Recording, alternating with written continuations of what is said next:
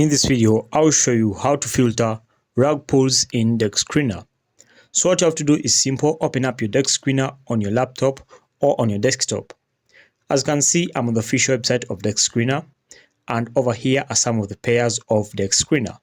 So before you go ahead on the filter options, first of all, come and open up any pair you want, any pair that you want to trade. So for my choice, I'll come and open up this one over here. It's the Trump against the Solana, and this is the pair that I'll be trading this time round. So just click on open over here, and when you open it, you'll start loading up the charts. So what I want to discover is that if this pair is really legit or if it's full of scams. Okay, so after doing that, I'll now go ahead and then carry out the filter options, and then after carrying out the filter options, I will see what to do. So to discover that, just click on the holders over here, and then you have to understand how many people are holding this coin. So for this case, I think there are many people holding this coin.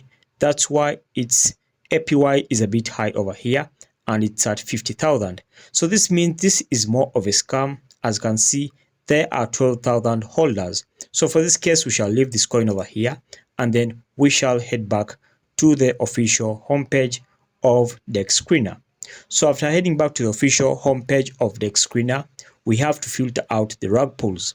So how do you filter out the Rugpulls? Click on the filter option over here.